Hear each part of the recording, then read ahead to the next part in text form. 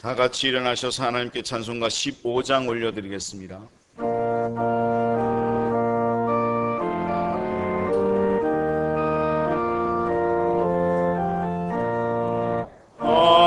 하나님의 크신 사랑 하늘에서 내리사 우리 맘에 항상 계셔 온전하게 하소서.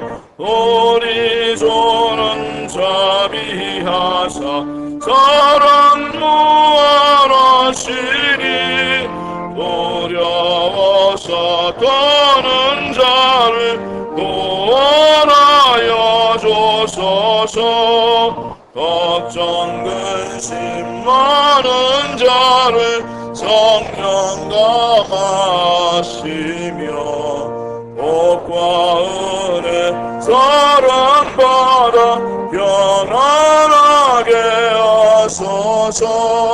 처음과 끝이 되신 주님 항상 인도하셔서 마귀 유혹 받는 것을 속히 끊게 하소서.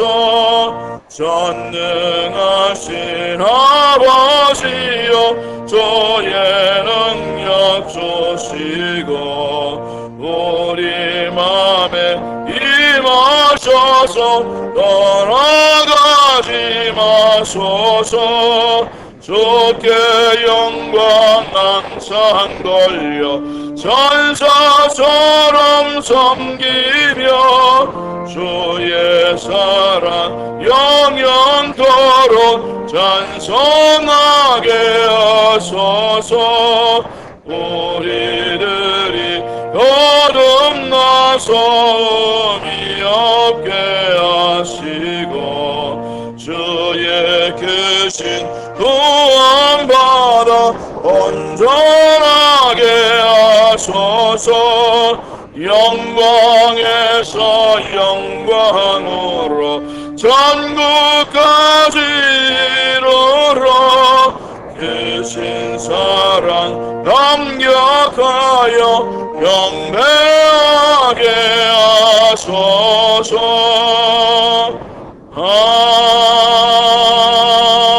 아멘. 계속해서 임재 찬양 부르시겠습니다.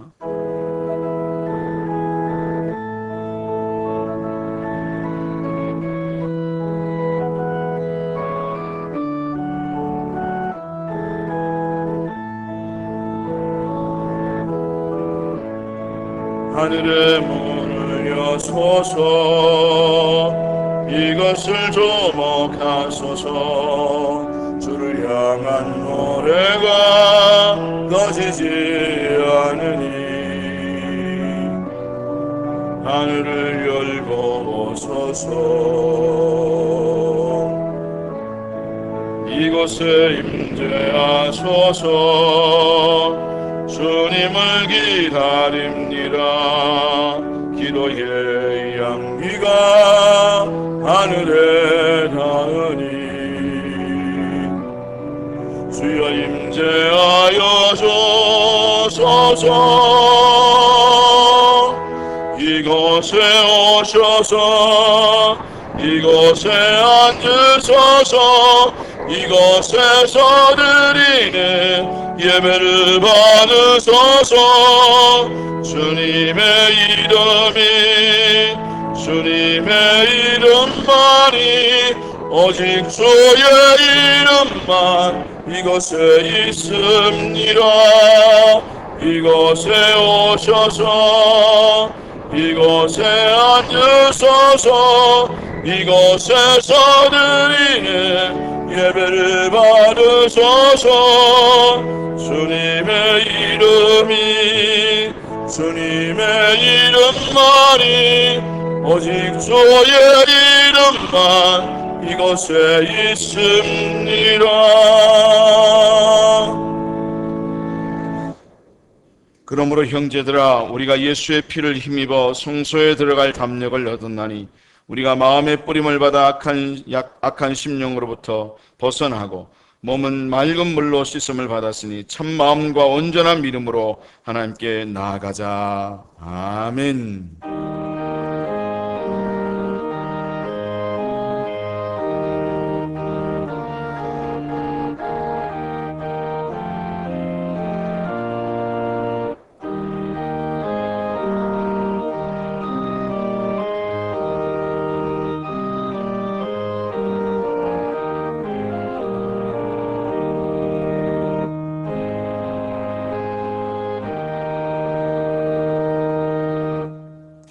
다 함께 찬송가 29장 찬양하겠습니다.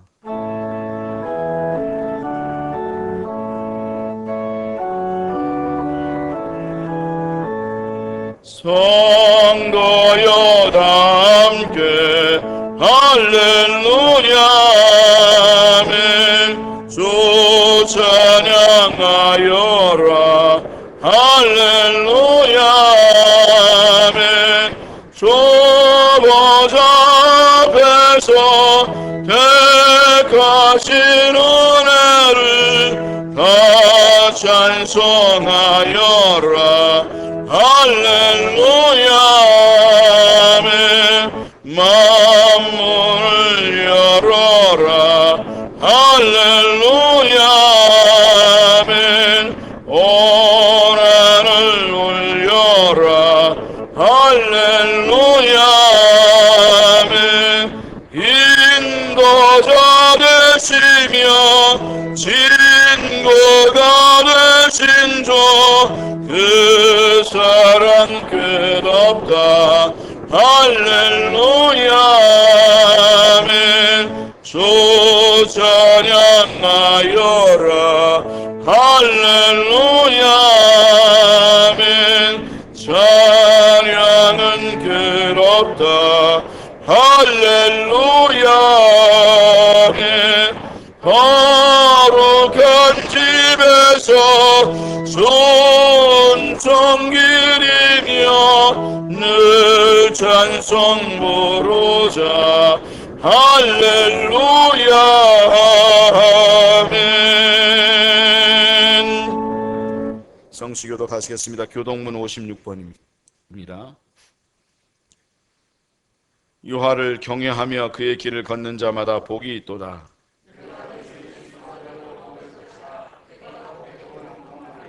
내 집 안방에 있는 내 아내는 결실한 포도나무 같으며 여호와를 경외하는 자는 이같이 복을 얻으리로다. 너는 평생의 예루살렘의 번영을 보며 내 자식의 자식을 볼지어다. 이스라엘에게 평강이 있을지로다. 아멘. 나는 전능하신 아버지 하나님 천지의 창조주를 믿습니다.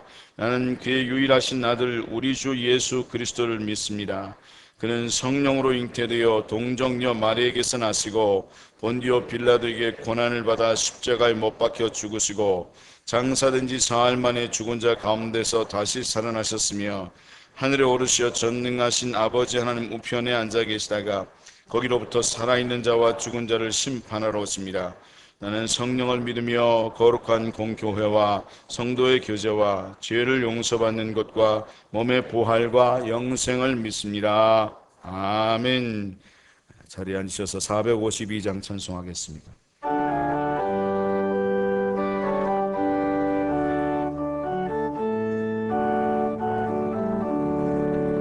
내 모든 소원 기도의 제목 예수님 닮기 원함이라.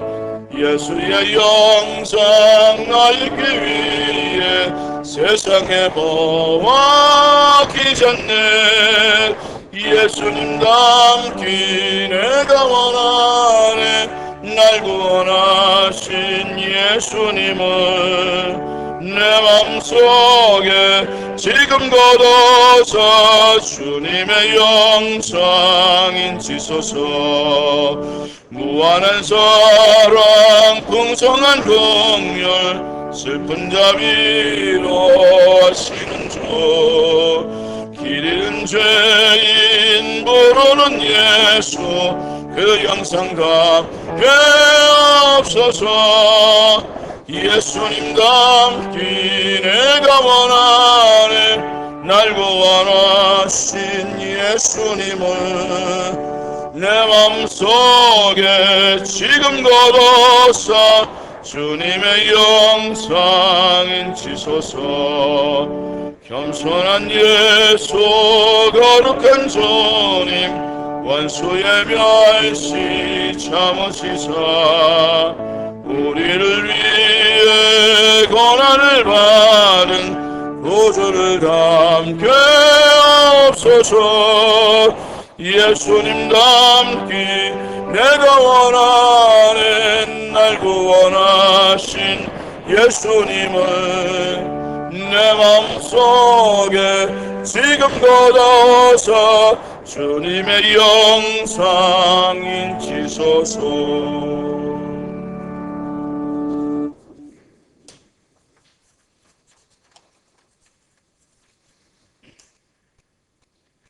여호와여, 나의 기도를 들으시며 나의 부르짖음에 귀를 기울이소서.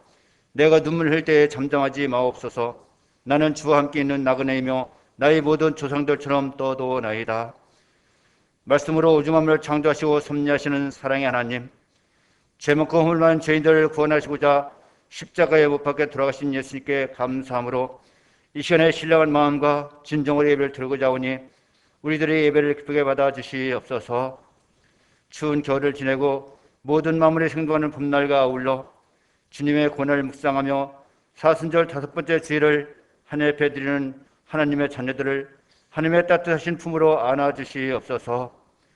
오랜 세월 이어지는 코로나19로 힘들고 어려운 가운데서도 하나님의 말씀의 끈을 붙잡고 살아가고자 하는 하나님의 백성들, 이 세상 속에서 기쁨과 행복을 찾기보다는 하늘에 소망을 두고 십자가만을 바라보며 십자가의 감격과 은혜를 사모하며 살아가는 하나님의 신실하신 백성들이 되어지길 기도합니다.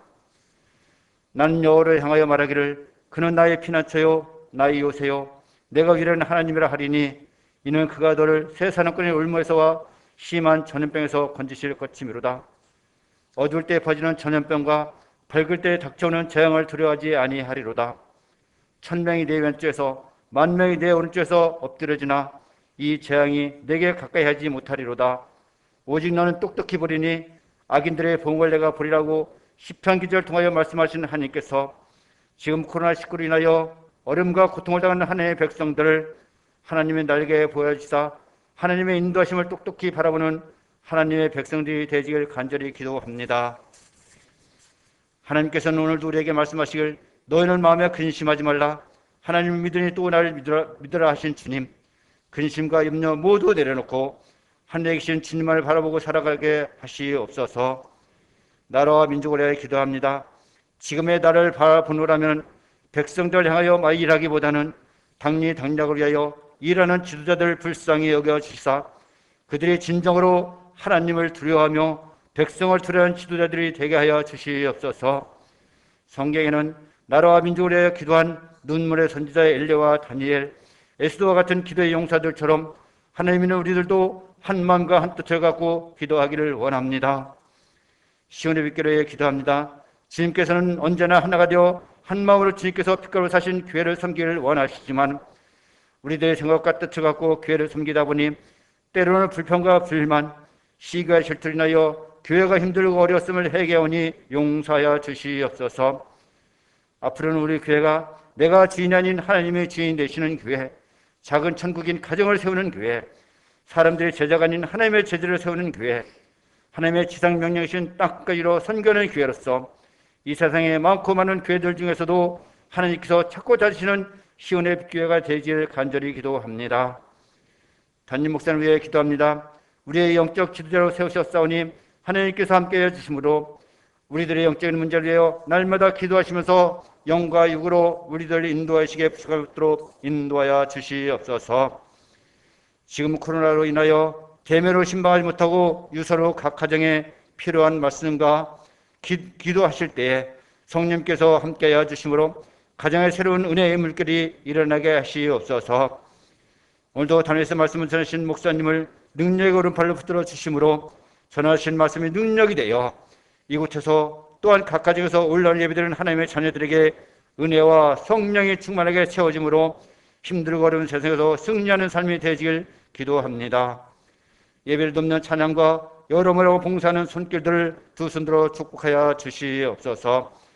우리들을 사랑하시되 끝까지 포기하지 않으시고 독생자 예수 그리스도를 십자가 못 박기까지 사랑하시는 하나님의 사랑에 감사드리며 예수님의 이름으로 감사하며 기도하옵나이다. 아멘.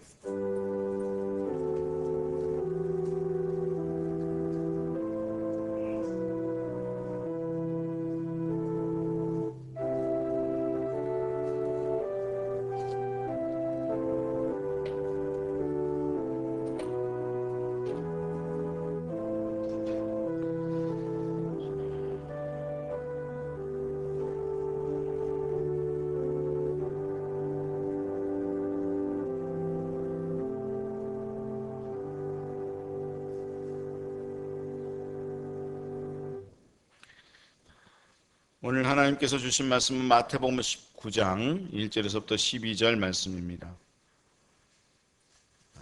마태복음 19장 1절에서 12절 말씀입니다. 한 절씩 교독하고 마지막 절은 함께 읽도록 하겠습니다. 예수께서 이 말씀을 마치시고 갈릴리를 떠나 요단강 건너 유대 지경에 이르시니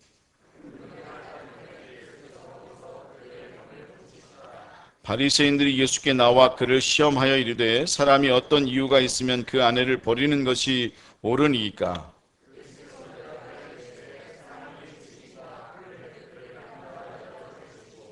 말씀하시기를 그러므로 사람이 그 부모를 떠나 아내에게 합하여 그 둘이 한 몸이 될지니라 하신 것을 읽지 못하였느냐?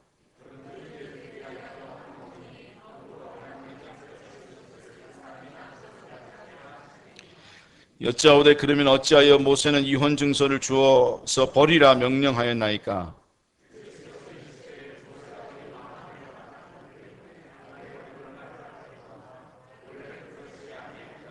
내가 너희에게 말하노니 누구든지 음행한 이유 외에 아내를 버리고 다른 데 장가드는 자는 간음함이니라.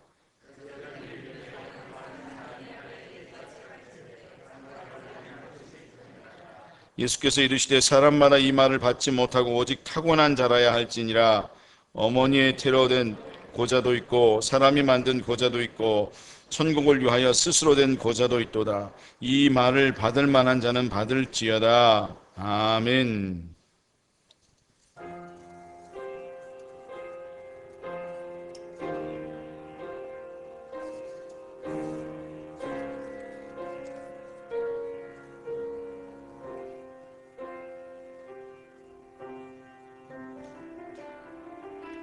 십자가를 등에 지고 평정들에 이끌려 주님 갈보리의 길을 걸을 때 사람들은 몰려왔네. 죽음의 길 걷는 그를 보려고.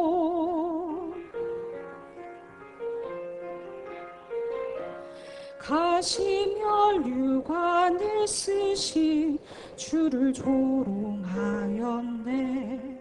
채찍 소리에 흥겨워하면서 그들은 소리쳤네. 자칭 메시아를 못 박으라고.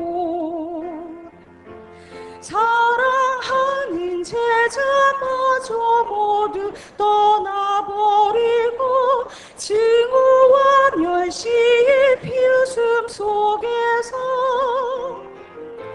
너와 나를 위한 그의 절한 사랑 때문에 주님은 그 길을 걸어가셨네. 갈보리 길. 사람들은 말을 했네. 이제 모두 끝이라고. 더 이상 그를 기대할 수 없다고. 자신마저 못 구원한 그는 메시아일 수가 없다고.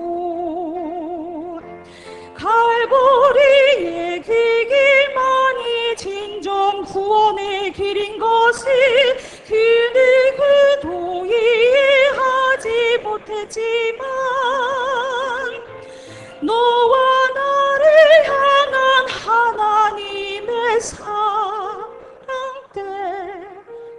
때문에 주님은 그 길을 걸어가셨네.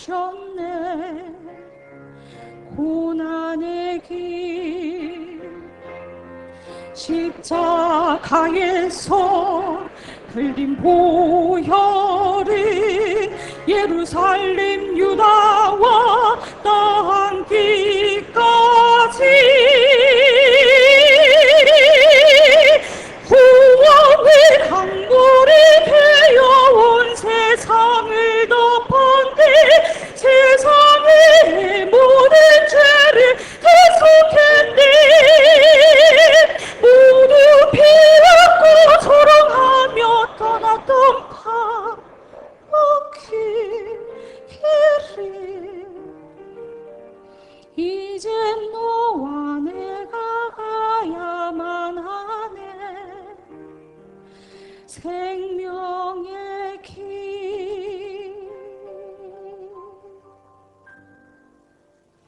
아멘. 하나님께 영광 돌립니다. 흥진하자매 감사합니다. 기도하겠습니다. 우리를 위하여 십자가에 달려주신 그 하나님의 사랑, 그 사랑이 너무 감격하여 오늘도 주님 앞에 나왔습니다. 하나님 오늘도 그 은혜를 부어주시고 또 말씀하여 주시옵소서. 감사하고 예수님의 이름으로 기도하옵나이다. 아멘. 어느 부부가 잠을 자고 있었습니다. 근데 남편이 벌떡 일어나더니 땀을 뻘뻘 흘리고 있었습니다. 부인이 남편에게 물어봤습니다. 당신 왜 그래요? 나 지금 악몽을 꿨어. 어떤 꿈인데요? 그랬더니 영화배우 소피 마르소와 당신 나를 차지하려고 싸우다가 결국은 당신이 이기고 말았어. 그렇게 이야기했다는 겁니다. OECD 국가 중 이혼율이 제일 높은 나라가 한국이라고 말을 합니다. 한국은 통계를 보면 좋은 것도 굉장히 높지만 안 좋은 것도 두 번째가라면 서러운 나라입니다. 안 좋은 것도 가장 높은 나라 바로 한국입니다. 진짜 대단합니다. 가정들을 보면 겉으로는 온전하고 행복한 것 같은데 그렇지 못한 경우들을 참 많이 봅니다. 쇼윈도우 부부라고 하잖아요. 굉장히 친하고 사랑하는 것처럼 그렇게 보였는데 나중에 알고 보니까 하나도 안 친하고 굉장히 갈등하고 이혼하는 모습들을 보게 되기도 하고, 또 오랜 기간 말 한마디 안 하고 지내는 부부들을 보게 됩니다. 진짜 그런 부부들이 있더라고요. 몇 개월, 몇 년을 대화 안 하고 방도 같이 안 쓰다가 이혼하는 부부들도 있고요. 많이들 보면 싸우고 갈등하는 부부들이 있음을 보게 됩니다. 그래서 결국에는 이혼하고 또 그래서 그 피해는 그대로 자녀들에게 전달되는 그런 경우를 보게 됩니다. 어떻게 생각할지 모르지만 병든 것입니다. 병든 사회이고 병든 가정인 것입니다. 세상은 이 문제를 어떻게 해결하려 하는가 하면 사회의 구조적인 문제로 풀어가려고 노력을 합니다. 제도적인 문제, 법적인 문제로 해결하려고 말을 합니다. 결국 보게 되면 옳고 그름의 문제로 해결하려고 하는 거죠. 어떤 방법이든지 간에 결국 보면 옳고 그름의 문제로 이 문제를, 모든 문제를 해결해 가려고 하는 것이 이 세상입니다. 그러다 보니까 나중에는 많은 경우 법정에까지 가게 됩니다. 왜냐하면 이 모든 것들이 옳고 그름으로 문제가 해결되는 게 아니거든요.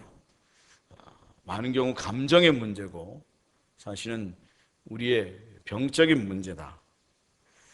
당시의 영적인 지도자라고 하는 바리새인들조차도 이 문제를 그렇게 접근하고 있습니다.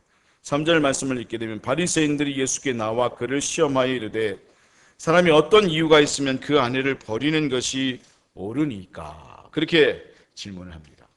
바리새인은 항상 질문하는 게 예수님께 보면 옳으냐 그르냐로 계속 질문을 해요.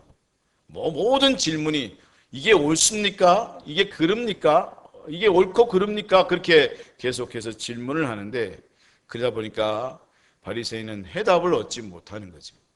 왜냐하면 이 세상의 모든 문제는 옳고 그름으로 해결되는 문제는 별로 없기 때문입니다. 어찌되었건 이들은 옳고 그르냐 이 문제로 접근하는데, 그런 문제로 접근하면 절대로 해결할 수가 없는 겁니다. 이 문제는 사실은 하나님으로부터 치유받아야 될 그런 부분입니다. 결혼과 가정을 세우신 목적을 알아야 해결되는 부분입니다. 현재 고통하고 있는 가정들도 사실은 그래야 이 문제가 해결될 수 있는 것입니다. 바로 오늘의 말씀은 우리에게 그것을 가르쳐주고 있습니다. 마태복음 18장에서 용서에 대한 부분을 말씀하시고, 우리가 지난번에 마태복음 18장을 함께 묵상하면서 나누면서 용서에 대해서 말씀을 나눴잖아요. 어떻게 하면 우리가 진짜 용서하면서 삶을 살아갈 수 있는가라고 하는 그런 부분에 대해서 이야기를 나눴는데요. 그리고 나서 곧바로 19장으로 나아갈 때에 이혼에 대한 내용을 다루고 있습니다. 근데 그 사이에 오늘 말씀을 보면 딱 짧은 구절로 예수님께서 병을 고치시는 그런 내용이 기록되고 있다는 거죠. 1절부터 2절까지 말씀을 보면 예수님께서 거기서 그들의 병을 고치시더라, 그렇게 말씀을 하고 있는데, 왜 하나님께서는 그렇게 여기 말씀을 보면 뜬금없이 병 고치는 이야기를 여기에다 집어넣으셨을까? 바로 첫 번째로 여기에서 말씀을 여기에 놓고 있는 이유는 다른 데 있는 게 아니라 바로 이 세상의 부부의 문제, 가정의 문제가 하나님으로부터 치유받아야 될 병이고 또 치유되어져야 될 그런 문제이다 하는 사실을 말해주는 것입니다. 그러면 무엇이 치유되어져야 하는가? 다른 게 아니라 바로 우리의 죄된 마음, 병든 마음이 치유받아야 가정이 회복되고 부부관계도 가정도 또 이 세상의 모든 제도들도 회복되어질 수 있다는 사실을 오늘 주님께서 말씀해 주고 있다는 거죠. 오늘의 말씀에 이혼의 문제를 들고 나온 바리새인들에게 예수님께서는 그런 문제가 생긴 것은 다른 데 있는 게 아니라 바로 너희 마음이 완악하기 때문에 그런 일들이 발생한 것이다 라는 사실을 말해주고 있습니다. 8절 말씀 우리 같이 한번 읽을까요? 예수께서 이르시되 모세가 너희 마음의 완악함 때문에 아내 버림을 허락하였거니와 본래는 그렇지 아니하니라. 모세가 너희 이혼을 허락한 것은 사실은 너희의 완악함 때문이었다. 그러나 하나님은 원래 그런 본래 마음이 그런 게 아니었다라고 하는 거죠. 여기에 완악함이라고 하는 단어는 굳은이란 뜻을 갖고 있어요. 마음이 굳어 있다, 고집세다 이런 뜻을 갖고 있어요. 즉 우리의 마음이 죄된 마음을 갖고 있는데 그 죄된 마음이 계속해서 죄된 삶을 살아가고 그런 마음을 가지고 삶을 살아가다 보니까 결국에는 굳어버린 마음 그리고 고집센 마음이 되어버린 그런 마음을 가지고 있는데, 바로 우리가 이 세상을 살아가면서 우리의 삶의 많은 부분에 그 삶의 과정 속에서 그런 부분들, 바로 이 굳어져 있는 마음들이 처리되지 않으면, 고집센 마음이 처리되지 않으면 참으로 우리의 삶이 고달파지고 부부관계, 가정 문제, 사회생활 모든 문제가 사실 고통하고 고달픈 인생을 삶을 살아가게 될 수밖에 없다라는 것을 말해준다는 거죠. 여러분, 우리 실제로 삶을 살아가는데 보면 참 힘든 사람들이 있어요. 어떤 사람들이 힘들어요? 진짜 고집세란 센 사람들이 진짜 힘들잖아요. 삶을 살아갈 때 남편도 그렇고요, 자녀들도 그렇고요, 또 그런가 하면 직장 동료들, 함께하는 이웃들 중에서도 어떤 사람이 힘든가 하면 고집 센 사람이 진짜 힘들어요. 굳은 마음을 갖고 고집 센 사람이 함께 살아가는데 너무너무 힘들어요. 왜냐하면 그 사람은 뜻을 굽히지 않거든요. 대단해요. 음식 하나 먹는데도 뜻을 굽히지 않아요. 난 절대로 내가 먹고 싶은 거 갈비탕 아니면 안 돼. 난 오늘 내가 이 결정한 거 이거 아니면 안 돼. 그러면 그 사람하고는 대답이 안 나오는 거예요. 끊임없이 갈등할 수밖에 없는 거예요. 그래서 정말 힘든 사람이 어떤 사람인가 하면 고집센 사람, 굳은 마음을 가지고 고집센 사람. 여러분 가정에서도 그런 사람 있죠. 여러분 교회에서도 그런 사람 있고요. 직장에서도 그런 사람 있어요. 그런 사람은 절대로 어디 회식 가도 지는 혼자 가서 따로 밥 먹어요. 정말 요즘은 더욱더 그런 세대가 되어져 버렸다는 사실을 알게 되는데, 저는 진짜 굉장히 까탈스러운 사람입니다. 여러분 어떻게 생각할지 모르겠지만 하나님이 저를 다루셔서 진짜 부드러운 사람으로 만들어주죠. 하나님 없었으면 정말 저는 섬에서 살아야 될 사람이에요. 왜냐하면 음식도 저는 얼마나 까탈스러운지 저희 어머니 너무너무 고생하셨어요. 진짜 저희 정말 어머님께 정말 죄송하다는 마음이 지금도 갖고 삶을 살아가는데, 아유, 그게 진짜 제 자녀가 절 닮아가요. 뭐라고 못하겠어요. 저는 계란하고 멸치하고 김치 외에는 아무것도 안 먹었어요. 그렇게 까다로운 사람이었어요. 근데 삶을 살아가려면 어떻게 해요? 같이 살려면 고쳐야 되잖아요. 그렇죠? 그래가지고 다 고쳐서 지금 다 먹어요. 할렐루야. 네. 여러분 걱정하지 않으셔도 돼요. 딱 한 가지만. 혹여나 이건 꼭 얘기해야 돼. 신방 갔는데 주시면 그냥 먹어요. 근데 순댓국하고 내장탕은 안 먹어요. 혼자 있을 땐 절대 안 먹어요. 왜냐하면 그거 먹다 아예 고기를 못 먹게 되고 모든 음식을 못 먹게 됐기 때문에. 아셨죠? 혹여나 신방 갔는데 내장탕, 순댓국 이런 거는 주지 마세요. 제가 유치원 때 나이 때쯤 돼서 고기 하나 잘못 먹어가지고 대학교 3학년 때까지 아예 모든 고기를 못 먹었어요. 근데 어쨌든 여러분 사람과 함께 살려면 어떻게 해야 돼요? 고쳐야 되잖아요.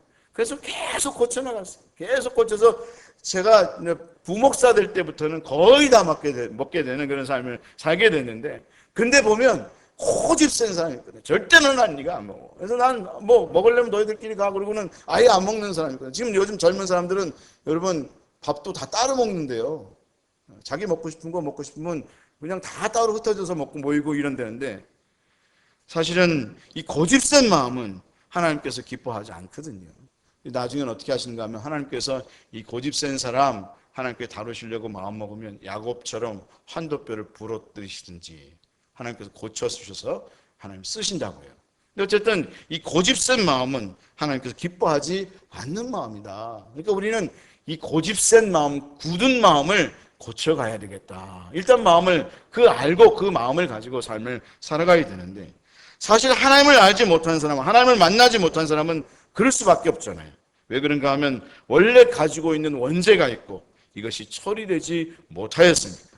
그래서 예수님께서도 바리새인에게 그렇게 말을 하잖아요.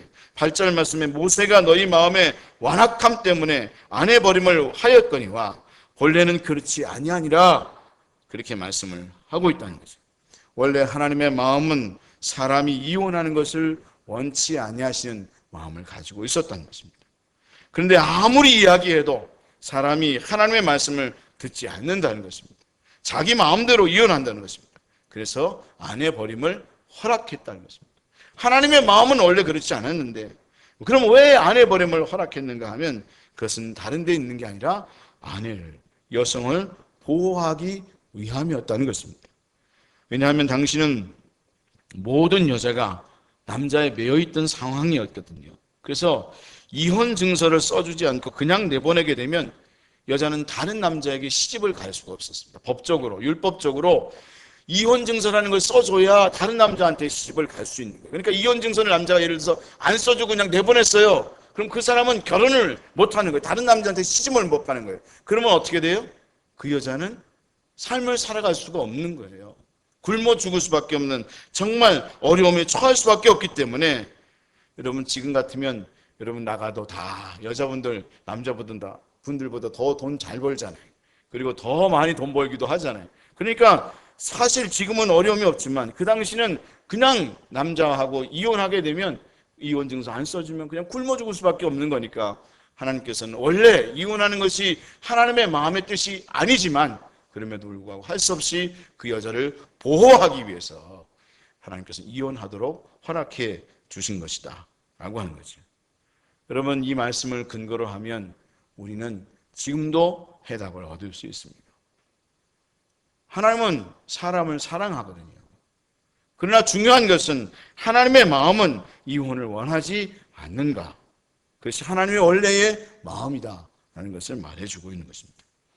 어찌됐건 이 문제는 우리의 병든 마음이 처리되어져야 하는데 바로 예수 믿는 우리는 어떻게 되었는가? 바로 우리는 예수를 믿음으로 인해서 예수 그리스도로 인해서 죄의 문제가 처리되고 구원받고 하나님의 자녀가 되었기 때문에 이 부분이 이 문제가 해결된 사람이라는 사실을 예수님께서 말씀해 주고 있는 거죠. 여러분 우리는 어떻게 변하게 되었습니까? 바로 하나님께서 예수님을 이 땅에 보내주심을 통해서 우리가 구원받고 하나님의 자녀가 되었는데 우리가 어떻게 변화된 자가 되었는가라는 사실을 아는 것이 참 중요하다고 합니다. 바로 우리가 예수님을 믿음으로 인해서 어떻게 변화되었는가 하면 내가 내 인생의 주인이 아니라 하나님이 주인인 인생이 되었다는 거예요. 할렐루야.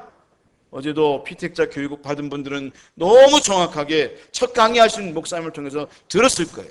이제는 내 안에 내가 사는 것이 아니라 누가 사는 거예요?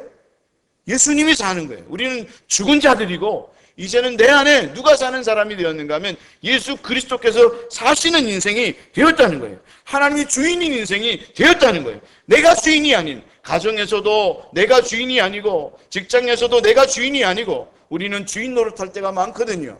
가정에서 아버지 된 사람이라고 내가 주인이야, 내 말 다 들어, 그렇게 이야기하고 교회에서도 어떤 사람이 주인 노릇하려고 하면서 주인 인생, 또 직장에서 사장님 또는 어떤 임직원들이 자기가 주인 노릇하면서 막 사람들을 휘둘리고 하는 그런 일들이 있게 되는데 하나님의 은혜를 입은 사람은 무엇을 깨닫는가 하면 더 이상 내 인생의 주인은 내가 아니지. 내 인생의 주인은 하나님이시지. 이 가정의 주인은 하나님이시지. 이 교회의 주인은 하나님이시지. 이 회사를 내가 창설했지만 그럼에도 불구하고 이 회사의 사장은 하나님이야. 할렐루야. 이것을 깨닫는 사람은 이제는 더 이상 내 삶의 주인이 아니라 하나님이 주인이시니까 하나님께서 인도하시는 대로 삶을 살아가는 사람이 되어야 하겠구나. 하나님의 말씀하신 뜻을 따라 사는 인생이 되어야 하겠구나. 그리고 하나님의 뜻을 깨닫는 사람은 그것을 알기 때문에 인간 간의 관계가 주종의 관계가 사라지고 서로 돕고 부족함을 채워주는 관계를 가지게 된다는 거예요. 여러분 하나님께서 우리를 서로 세우셨을 때에 여러분 부부라고 하는 관계를 허락하셨을 때에 여러분 왜 부부라고 하는 것을 허락해 주신 겁니까? 여러분 우리가 가지고 있는 우리는 참 부족한 존재들이잖아요. 부족하고 연약하고 그리고 허당 정말 펑크날 것들이 많은 인생이잖아요. 근데 하나님께서 그런 부족함을 아내를 통해서 남편을 통해서 자식을 통해서 여러분 나이가 먹으면 자식들이 채워주더라고요. 그렇죠? 자식들이 채워줘요. 저도 이제 나이가 많이 나이 먹은 그런 나이는 아니지만 기계 같은 거 제가 굉장히 잘 만지는 사람인데 갑자기 기계를 딱 만지려고 하면 막 헷갈릴 때가 많이 있어요. 그럴 때 아들한테 부탁하면 금세 도움을 받아서 잘 해결받는 그런 경험들을 하게 되는데 우리는 이런 부족함을 서로가 채워주라고 하나님께서 가정도 세우고 부부관계도 세우고 성도들도 세우게 됐는데 바로 그런 부족함을 채워주라고 하는 그런 사실을 알게 되고 그것을 통해서 서로가 돕고 부족함을 채워주는 관계가 되고 또 상대방을 위하여 존재하는 마음을 가지고 삶을 살아가게 되는데 바로 그런 마음을 가지고 삶을 살아갈 때에 우리는 원래 하나님의 형상을 닮은 사람으로 회복되게 된다는 거죠. 결국 종국적으로는 하나님께서 우리에게 정말로 원하시는 것은 무엇인가 하면 바로 하나님의 형상. 하나님께서 당신의 형상을 가지고 우리를 만드셨는데 빚으셨는데 그 빚은 형상대로 닮아가는 사람이 되게 하기 위해서 우리를 부르시고 신앙의 삶을 살아가게 하셨는데 함께 신앙의 삶을 살아가면서 우리가 함께 부딪히고 삶을 살다 보면 결국 전국적으로는 어떤 사람이 되게 되는가 하면 하나님의 형상을 닮은 사람이 되게 된다는 거예요. 그러면 믿지 않는 사람들뿐만 아니라 우리는 믿는데도 왜 관계의 문제를 계속 가지고 삶을 살아가는 것인가 하면 우리가 예수를 믿었음에도 불구하고 변화된 존재임에도 불구하고 우리가 그것을 알지 못하고 여전히 내가 주인 되어서 삶을 살아가고 예수님께서 우리를 부르셨을 때는 그것을 알라고 또 그런 삶을 살아가라고 그래서 하나님의 나라를 경험하면서 삶을 살아가라고 우리를 부르셨는데 우리가 그 사실을 깨닫지 못하고 예수 믿고 구원받는 것만 알고 신앙의 삶을 살아가다 보니까 여전히 내가 살아있어서 내가 주인 되어서 삶을 살아감을 통해서 여전히 갈등하고 고통하는 삶을 살게 된다는 거죠. 그래서 예수 믿는 사람들도 보게 되면 예수를 믿음에도 불구하고 여전히 왜 너는 내 말 안 듣냐. 상대방도 그러면 당신은 왜 내 말 안 듣냐. 교회에서도 보면 왜 내 말을 안 듣냐고 서로가 갈등하면서 삶을 살아갈 때가 참 많이 있는데, 여러분 우리는 참으로 그런 상황이 생기게 되면 함께 기도하면서 하나님의 음성을 듣고 그 가운데서 하나님 안에서 마음을 모으고 하나됨을 경험해가는, 하나님의 뜻을, 하나됨을 통해서 하나님의 뜻을 성취해가는 그런 믿음의 성도들이 될 수 있어야 하겠습니다. 할렐루야. 우리는 서로 생각이 다를 수 있어요. 다를 수 있어요. 왜? 여러분 태어나서 여러분 다 사람들이 자라나온 환경이 다르잖아요. 뭐 지역도 다르고 서울, 뭐 전라도, 경상도, 충청도, 제주도 뭐 이런 데서 태어난 사람도 있고, 뭐 미국에서 태어나다 온 사람도 있고, 수많은 지역에서 다른 문화와 다른 가정에서 다른 가문에서 삶을 살아오다 보니까 생각들이 다를 수 있기 때문에, 그럴 때 우리는 서로 왜 너는 다르냐 그렇게 말할 게 아니라, 그럴 때 그러니까 우리는 함께 기도하면서 하나님의 뜻을 물어야지, 그러니까 우리 같이 기도하자 하고 하나님의 뜻을 물어가는 가운데 하나님께서 뭐라고 말씀하시는지를 들을 수 있는 믿음의 사람들이 되어야 하겠습니다. 할렐루야. 그런 얘기 있어요. 드라마에도 그런 얘기 나오더라고요. 저는 그걸 요즘 자주 얘기하는데, 예전부터 자주 얘기하는데, 목회도 그래요. 어제는 맞았는데 오늘은 틀리다. 따라하겠습니다. 어제는 맞았는데 오늘은 틀리다. 목회도 그래요. 목회하는데 왜 많은 목사님들이, 나이 드신 목사님들 요즘 굉장히 힘들어요. 왜 힘드냐면 어제는 맞았는데, 목회하는 게 어제는 맞았는데 올해 지금은 틀리는 게 얼마나 많은지 몰라요. 왜냐하면 옛날에는 성도님들이 이거 하세요 그러면 두 말 없이 했어요. 놀렐루야. 요즘은 진짜 그게 놀랄 일이에요. 왜냐하면 요즘은 목사님 이거 좀 해주세요 그러면 생각 좀 해보고요, 뭐 기도 좀 해보고요, 이런 얘기 많이 하거든요. 그리고 안 하는 경우도 많거든요. 그리고 자기 마음대로 막 하거든요. 근데 옛날에는 안 그랬어요. 그렇죠? 요새는 목사님이 뭐 해주세요 그러면 두 말 없어요. 그냥. 저도 부목사를 수십 년 했지만 제가 부목사 하면서 한 개도 안 어려웠어요. 왜냐하면 전화 딱 해서 권사님 이거 좀 도와주세요 그러면 거절하는 분이 몇 분 없었어요. 근데 요즘은 부목사님들 불쌍해요. 왜냐하면 제가 들어보면 우리 교회뿐만 아니라 다른 교회도 뭐 몇 번을 전화를 해야 되는 경우들이 많아요. 그러니까 어제는 맞았지만 오늘은 틀릴 수 있는 거예요. 생각도 그래요. 사고도 그렇고요. 근데 그것을 합쳐가는 것은 하나님의 음성을 들어야 되고, 그래서 그 과정이 뭐냐? 기도해야 하는 거예요. 같이 기도하고 우리가 생각이 다르면 하나님의 뜻을 묻고 하나님께서 원하시는 대로 가자. 어제는 이것이 정답일 수 있지만 오늘은 이것이 정답일 수 있는 거예요. 교회도 그래요. 교회가 어제는 이것이 정답이지만 오늘은 하나님께서 이것이 정답이라고 말할 수 있는 거예요. 그러니까 우리는 내가 맞다, 어제 이것이 계속해서 맞아왔던 것이다 라고 이야기하는 게 아니라, 지금은 하나님은 그렇지 않다, 하나님의 뜻을 우리가 묻고 기도하면서 삶을 살아가는 사람들이 되어져야 하는 거죠. 근데 많은 사람들이 하나님의 은혜를 입었음에도 불구하고 여전히 내가 주인 되어 있고, 또 뿐만 아니라 서로 돕고 채워주는 존재가 되어야 하는데, 그렇게 하기보다는 나의 유익을 위하여 사람을 이용하고, 또 이용할 가치가 없을 때는 헌신짝처럼 버리는 그런 일들을 하게 된다는 거죠. 근데 우리는 그런 존재가 아니라는 사실을 일단 알고 있잖아요. 우리는 예수 그리스도 안에서 새로운 피조물이 되었다, 그런 존재가 되었다는 사실을 알고 하나님의 은혜 속에서 계속해서 변화되어져가는, 하나님께서는 성령을 통해서 성령님을 우리에게 주셔서 우리가 그것을 깨닫게 하시고 또 그렇게 만들어 가시는 그런 은혜를 허락해 주시는데, 여러분 성령님은 바로 그런 분이거든요. 우리를 그렇게 진짜 내가 새로운 피조물이지, 하나님의 은혜를 입은 사람이고, 나는 이제 내 안에 내가 사는 게 아니라 그리스도가 사는 거지, 하나님의 뜻을 성취하며 살아가야지, 그래서 깨닫게 하시고 또 그렇게 만들어 가시거든요. 에스겔 36장 26절부터 27절 말씀을 보면, 또 새 영을 너희 속에 두고 새 마음을 너희에게 주되 너 육신에서 굳은 마음을 제하고 부드러운 마음을 줄 것이며, 또 내 영을 너희 속에 두어 너희로 새 율례를 행하게 하리니 너희가 내 규례를 지켜 행할지라. 그렇게 말씀을 하고 있는데, 여러분 성령님은 우리에게 부드러운 마음을 주시고 또 하나님이 원하시는 마음으로 고쳐주시는 그런 분인데, 하나님 앞에 그렇게 우리의 마음을 고쳐주시고 한 마음 한 뜻을 가질 수 있는 사람이 되게 해주십시오 하고 기도하는 가운데, 여러분 상대방을 사랑하고 또 불쌍히 여기게 되고 챙겨주는 그런 믿음의 성도들 다 될 수 있기를 주님의 이름으로 축원합니다. 그러면 두 번째로 하나님께서 우리에게 부부와 가정을 허락하신 이유가 그것이냐? 거기에서 끝나게 하기 위해서 우리를 부르신 거냐? 거기에서 끝나게 하는 게 아니라는 것입니다. 하나님의 뜻은 바로 우리가 하나님의 나라와 천국을 경험하고 또 그것을 이루도록 하게 하기 위해서, 또 부부와 가정을 통해서 거룩함을 이루어가게 하기 위해서, 또 삼위 되신 하나님의 연합과 하나됨을 경험하게 하기 위해서 우리를 부르셨다는 것입니다.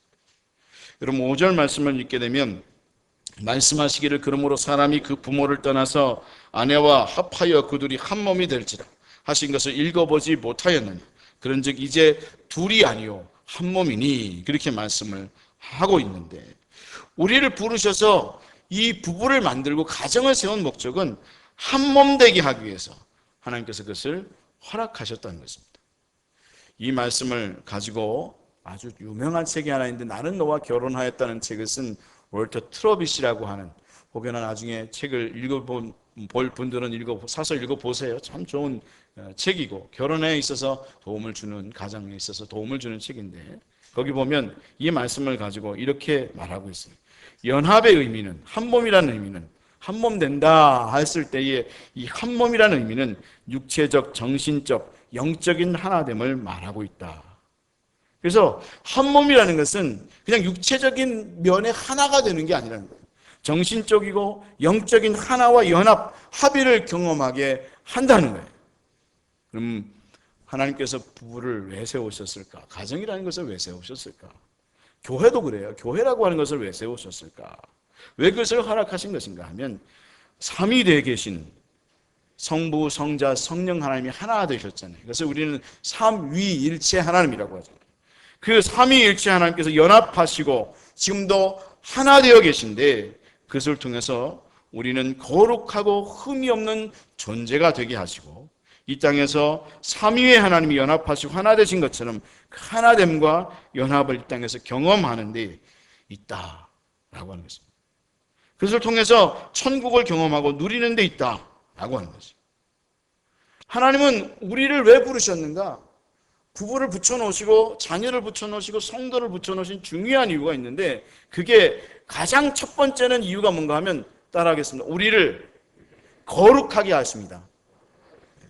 거룩하게 하기 위해서 서로 붙여놨다는 거예요. 바로 에베소 5장 22절에서 23절 말씀에 바울은 그것을 교회와 그리스도의 관계를 통해서 설명해요. 바로 교회와 그리스도의 관계를 통해서 아내와 남편과의 관계를 설명하는데, 뭐라고 이야기하고 있는가 하면, 하나님께서 남편과 아내를 허락하신 것은 다른 데 있는 게 아니라 거룩하게 만들기 위함이라는 거예요. 남편과 아내를 같이 붙여놔서 그것을 통해서 우리를 거룩하게 만들어가게 하기 위해서, 거룩하게 될 수 있도록 도와주도록, 때로는 거룩하지 않으면 때로는 이렇게 쿡 찔리게 해서, 힘들게 해서 거룩하게 만들어가도록 하나님 우리를 그렇게 세워주셨다는 거예요. 때로는 교회에서도 그렇고요, 세상에서도 그래요. 하나님은 우리에게 사람들을 붙여줬을 때 붙여주신 가장 첫 번째 중요한 이유는 그를 거룩하게 만드는 데 목적이 있어요.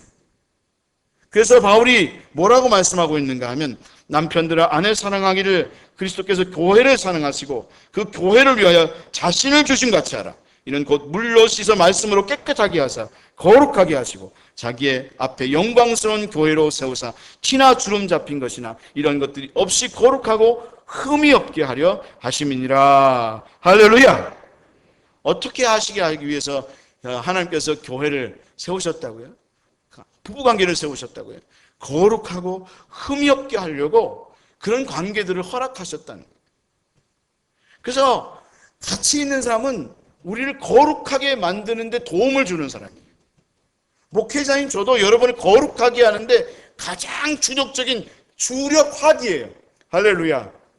하나님께서 그냥 대전차포 아니면 미사일 정도 되게 정말 하나님께서 저를 여러분들을 거룩하게 만들어 가실 거예요.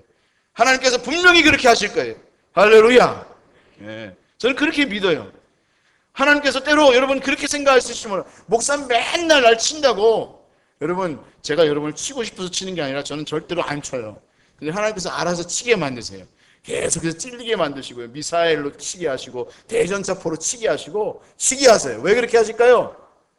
여러분을 거룩하고 흠이 없게 만들려고. 할렐루야. 배우자도 그래요.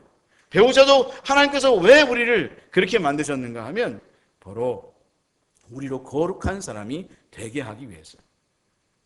때로는 부드럽게 또는 거칠게. 여러분 혹여나 왜 내 아내는 이렇게 거친지 모르겠다. 왜 아내는 나를 이렇게 뭐 화살 쏘듯이 쏘는지 모르겠다고. 그러면 그렇게 생각하시면 돼요. 내가 지질이도 진짜 못났구나. 내가 지랄 만나 보구나. 따라합시다. 내가 지랄 만나 보구나. 하나님은요, 여러분 우리가 그렇게 생각하십니다. 그 사람은 나를 거룩하게 만들기 위해서 보낸 도구다 이렇게 생각합니다. 따라하겠습니다. 그 사람은 나를 거룩하게 하기 위해서 보내신 도구다. 하나님 정말 그래요. 그걸 깨달으면 은혜가 되는 거예요. 형사 둘이서 한 가루의 커피를 마시면서 이야기를 나누고 있었습니다. 한 형사가 그렇게 이야기했습니다. 야, 거짓말 탐지기는 정말 놀라운 발명품이야. 야, 자네 그거 사용해 본 적 있어? 그랬더니 말도 말게 사용 정도가 아니라 결혼해서 같이 살고 있잖아. 아내는 다 알죠. 거짓말 탐지기보다 더 정확해요. 이 촉이 진짜 대단해. 그래가지고 우리의 그 거짓말 뭐 문제들 다 알아. 그래가지고 그걸 들춰내요. 왜 그렇게 하실까요? 우리로 거룩하고 흠이 없는 존재로 만들어 가시기 위해서 그렇게 하신다. 바울은 결혼도 안 했는데 그것을 어떻게 하는지 정말 모르겠어요. 어찌되었건 우리는 그러해야 한다. 부부관계를 통해서 거룩함을 이어가고 하나됨을 경험하면서 하나님의 나라 천국을 경험하는 사람이 되어야 하는데 바로 가정은 그런 것이다 라고 하는 거죠. 하나님께서 왜 우리를 그렇게 만들어가냐. 그래야 하나님과 하나 될 수 있습니다. 하나님과 연합할 수 있습니까? 하나님 우리를 그렇게 만드시는 이유는 당신과 연합하는 삶을 살아가게 하기 위해서 하나님의 형상을 갖고 있는 죄 없이 정말 거룩한 사람이 되어야 하나님과 진정한 연합을 경험할 수 있으니까 하나님 우리를 참으로 때로는 아내를 통해서 남편을 통해서 성도를 통해서 가까운 사람을 통해서 우리를 그렇게 만들어 가시는 것이다 라고 하는 거죠. 여러분 가정은 바로 그런 것입니다. 나의 쾌락이나 즐거움이나 유익을 추구하는 게 아니라 전국적으로는 하나님의 나라를 경험하고 이루게 하는 데 있다. 그래서 이 땅에서의 가정과 교회는 천국의 삶을 예행 연습하는 것이다. 여러분 따라하겠습니다. 가정과 교회는 천국의 삶을 예행 연습하는 것이다. 그래서 우리는 자꾸만 하나님의 나라는 어떤 것이지? 우리의 가정은 그렇게 만들어 가야지 하고 자꾸만 예행 연습을 해야 한다는 거예요. 우리가 그것을 알면 그것을 이루기 위해서 수고하는 삶을 살아가게 될 것이다 라고 하는 거죠. 그러면 이렇게 질문하는 분이 분명히 오늘 설교할 때 있을지 몰라요. 참 재미없다. 나는 결혼도 안 하고 혼자 사는데 이런 설교를 하면 도대체 뭔 얘기를 하는 거야. 그런 생각을 할지 몰라요. 요즘 보면 그런 분들 얼마나 많이 있는지 모릅니다. 어른들의 걱정이 그거 같다. 그런 생각을 하게 됩니다. 신방을 하게 돼도 그런 걱정들 참 많이 합니다. 애들이 요즘 결혼을 안 한다고. 결혼을 해야 되는데 지금 나이가 40이었는데 아직도 결혼을 안 하고 있다고. 그런 얘기를 하는 분들이 참 많이 있습니다. 저는 그런 얘기를 들을 때마다 정말 속상하시겠다. 정말 많이 속상하겠다. 그런 마음을 갖습니다. 하지만 저는 뭐라고 말하지는 않겠습니다. 왜냐하면 결혼을 하고 함께 사는 것이 하나님의 마음이고 원칙이지만 또 독신의 은사를 받은 사람들도 있기 때문이죠. 여러분 독신의 은사를 진짜 받은 사람도 있어요. 여러분 그렇잖아요. 바울 자체가 여러분 혼자서 살았잖아요. 그런가 하면 고린도전서 7장 26절에는 임박한 환란의 때에는 혼자 사는 것이 좋다. 그렇게 말을 하는 말씀도 있어요. 그런가 하면 예수님께서 종말에 대해서 이야기하면서 종말의 때는 애를 갖지 않고 있는 사람이 오히려 좋다. 그런 얘기를 하는 말씀도 있어요. 저는 요즘 말씀을 묵상하면서 분명히 결혼도 하고 애도 가져야 되는데 꼭 그것만은 아니다. 그런 생각도 하게 돼요.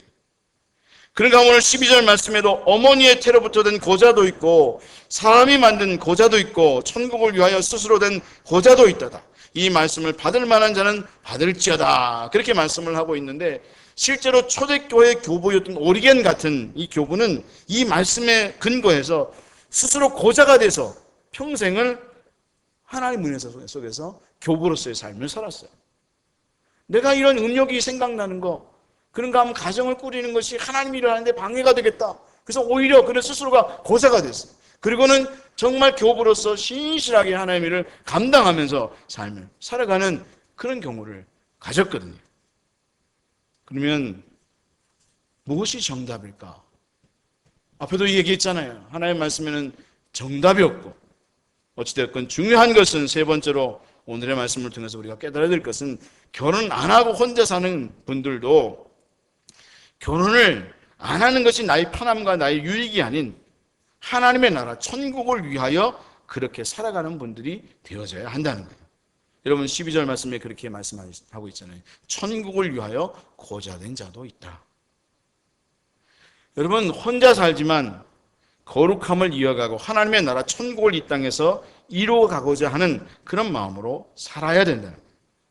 그래서 하나님이 핵심은 결혼하느냐 안 하느냐가 중요한 게 아니에요. 지금도 예를 들어서 어떤 사람이 찾아와서 바리새인처럼 물을 수 있어요. 하나님, 아니 목사님 결혼하는 것이 옳은 겁니까? 안 하는 게 옳은 겁니까? 그럼 제가 뭐라고 대답하겠어요? 아휴, 한심밖에 안 나옵니다. 하나님의 마음은 옳고 그름이 아니에요. 결혼할 수도 있고 안 할 수도 있어요. 중요한 것은 결혼하든 안 하든 핵심은 하나님의 나라를 위하여 사는 삶을 살아가는 사람들이 되어져야 한다는 거예요. 할렐루야.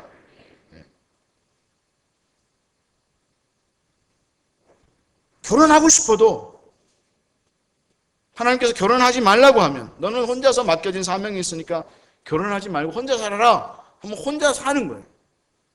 혼자 살고 싶어도 하나님이 너는 가정을 꾸미고 결혼해서 남편을 섬기고 자녀를 잘 키우는 삶을 살아라. 그러면 내가 혼자 살고 싶어도 결혼하는 거예요. 그게 하나님의 뜻인 거예요. 무엇을 위해서 그런 삶을 살아가는 거예요?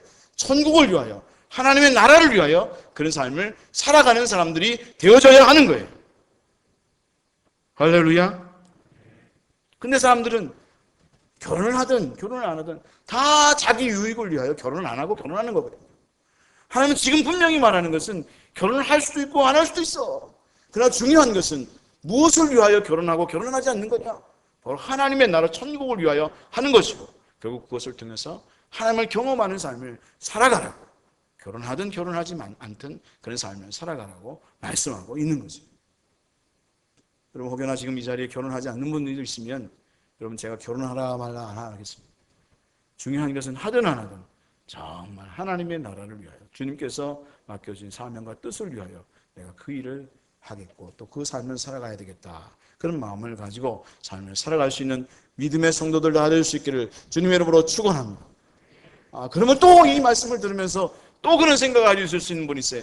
나는 이미 다 늙어서 다 남편 이미 갔는데 아내 다 갔는데 또 어떻게 하지? 뭐 나하고 상관없는 이야기 안 해. 그런 생각을 할 수 있는데 여러분 오늘 말씀을 보면 결혼을 하든 가정을 이루든 그 목적이 무엇이라고 했습니까? 그 목적이 무엇입니까?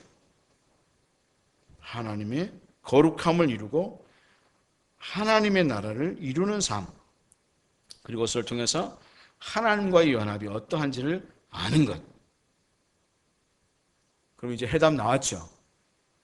여러분 남편을 잃고 혼자 사는 분들 결혼해야 합니까? 말아야 됩니까? 네. 알아서 하십시오. 그러나 중요한 것은 결혼을 하든 말든 결국 그 핵심은 하나님의 나라 천국을 이루는 것이고 그것을 통해서 하나님을 경험하는 데 있다. 그러니까 여러분 이미 아내를 잃고 남편을 잃은 분들이 있으면 거기에 매이지 말고 난 이제 뭐 그거가 신경 안 쓰고 나는 하나님을 더욱더 깊이 경험하는 그리스도인이 되어야지. 이제 몇 년 안 남은 인생을 살아가지만 더욱더 하나님을 깊이 경험하면서 하나님과 합일되고 하나 되는 신앙이 되어야지. 기도를 할 때도 하나님, 제가 하나님을 더 깊이 경험하게 하십시오. 하나님과 하나 되는 사람이 되게 해주십시오. 예수님께서 십자가로 죽으시기 전에 대제사장적인 기도를 하거든요. 성만찬을 하면서 대제사장적인 기도, 유언의 기도를 하는데 예수님께서 뭐라고 기도하고 있는가 하면 그들이 바로 하나님과 연합되고 하나님 안에 있게 해주십시오. 하나님 하나 되게 해주십시오. 그들도 우리와 같이 하나 되게 해주시라고 하나님 앞에 기도하는 그런 기도를 드리고 있거든요. 요한복음 17장 21절부터 22절 말씀 같이 한번 읽겠습니다. 아버지여, 같이 읽겠습니다.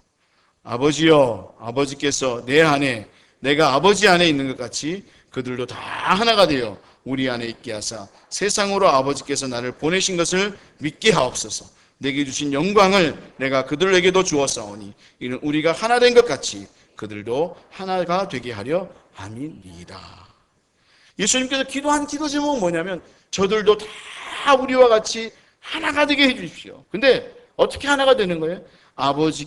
아버지께서 내 안에, 예수님 안에, 또 예수님 안에 아버지가 있는 것처럼 저희들도 다 하나가 되어서 누구 안에 있게 해달라고요?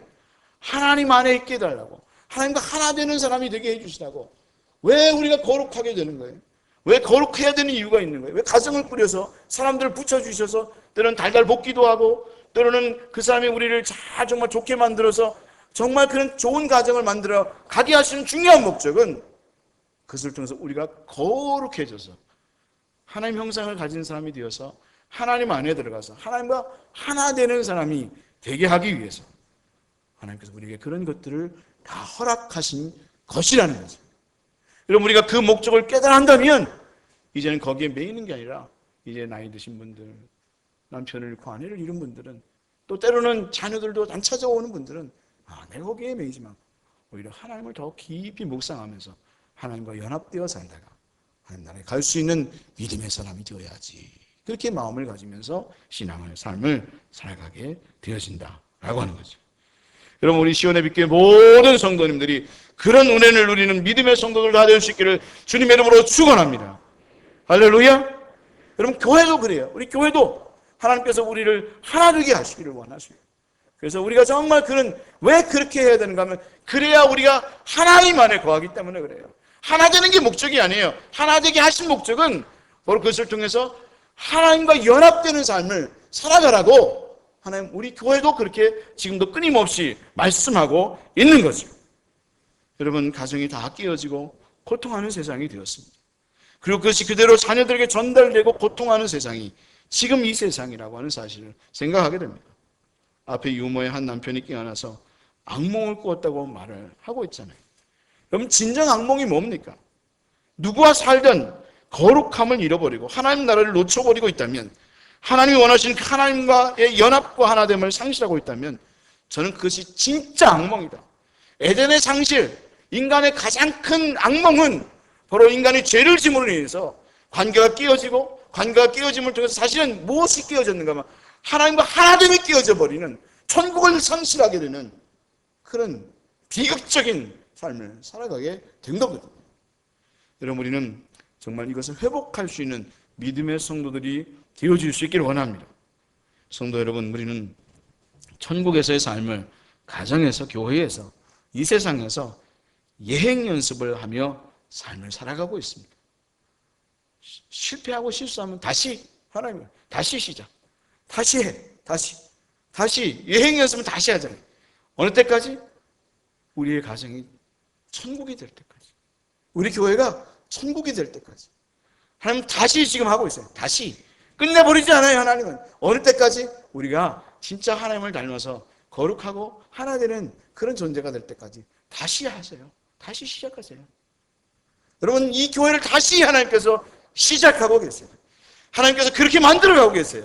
하나님의 나라를 만들려고 말씀하고 있어요. 여러분, 그 은혜를 여러분이 경험할 수 있는 믿음의 성도들 될 수 있기를 주님의 이름으로 축원합니다. 진정 천국을 누리고 하나님과 하나됨을 경험하는 그런 믿음의 성도들 다 될 수 있기를 주님의 이름으로 축원합니다. 기도하겠습니다. 하나님 감사합니다. 우리를 왜 부르셨는지 알게 하시고 왜 이런 삶을 살게 하는지 알게 하셔서 정말 그 삶을 하나님 안에서 살아가는 자들이 되게 하여 주시옵소서. 그렇게 하실 하나님을 찬양합니다. 예수님의 이름으로 기도하옵나이다. 아멘. 찬송 주님의 마음을 본받는 자 455장 찬송하면서 준비되신 헌금 드리겠습니다.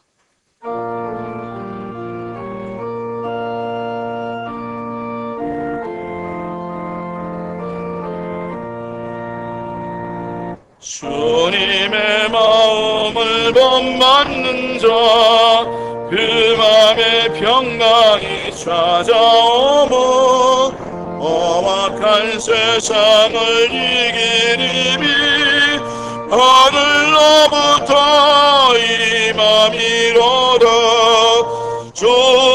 주님의 마음 본받아 살면서 그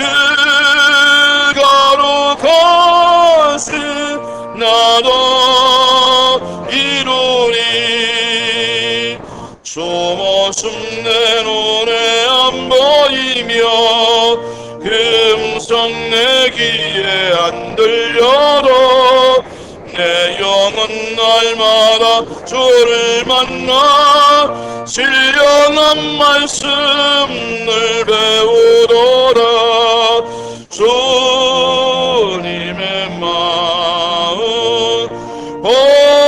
본받아 살면서 그 거룩하심 나도 이루리.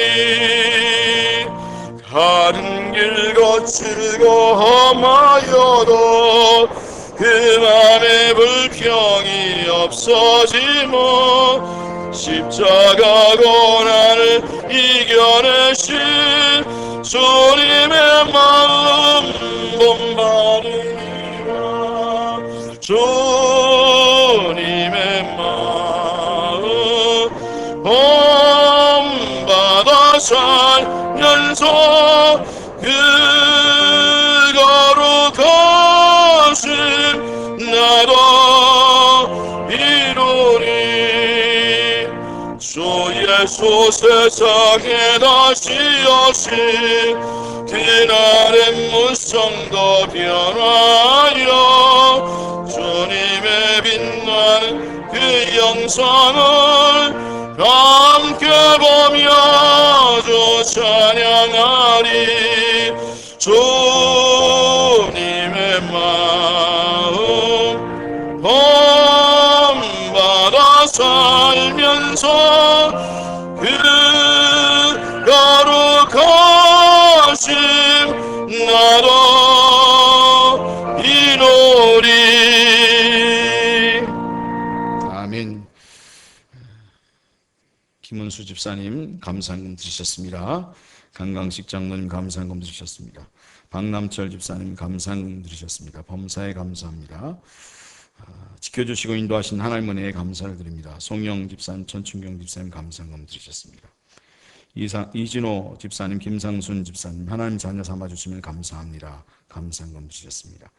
강희종 집사님, 장상아 집사님 하나님 은혜에 감사를 드립니다. 감사금 드리셨습니다. 김정현 권사님 예수님의 성품이 우리들의 인격이 되게 하소서 감사금 드리셨습니다.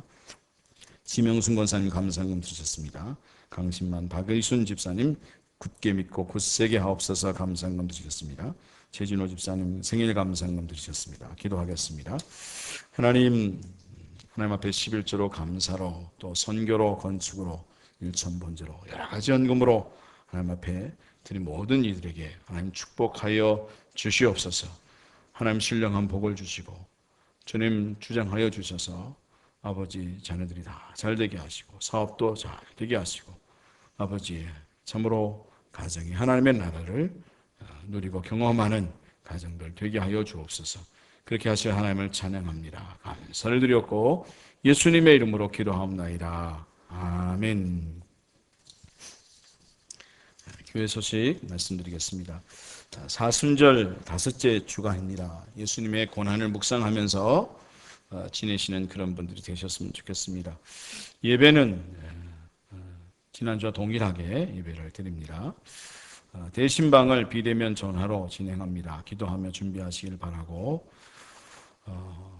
3월 23일 화요일 2-5구역 또 3월 25일 2-6구역인데 지금 장례가 나서 화요일은 다시 제가 전화를 드리겠습니다. 상황 변화가 있을 수 있습니다. 목요일은 그대로 진행하겠습니다. 부활주일 세례가 있습니다. 지금 오늘 또 다음 주까지 교육이 있고요. 또 4월 4일 부활주일 날 세례가 있습니다. 입교식이 있습니다. 조기수 집사님, 그 조희준 집사님 아버님 되신 분이 어제 오후 5시에 별세하셨습니다. 장례식장은 한일병원 장례식장 4호실이고요. 입간 예배가 오늘 6시에 있습니다. 발인은 화요일 오전에 있습니다. 그것은 추후 또 광고, 문자로 광고를 드리겠습니다. 코로나 관계로 인해서 차량 운행은 하지 않겠습니다. 그렇게 하시고요. 우리 3월 성경 암송 같이 하겠습니다. 우리가 시작. 우리가 살아도 주를 위하여 살고 죽어도 주를 위하여 죽나니 그러므로 사나 죽으나 우리가 주의 것이로다. 이를 위하여 그리스도께서 죽었다가 다시 살아나셨으니 곧 죽은 자와 산 자의 주가 되려 하심이라. 아멘. 로마서 14장 18절에서 9절 말씀. 그 외에는 주보를 참조하시면 되겠습니다. 다 같이 일어나시겠습니다. 우리 옆에 계신 분 문안하시겠습니다. 사랑합니다. 축복합니다. 한 주간 잘 지내십시오. 파선의 노래 부르겠습니다.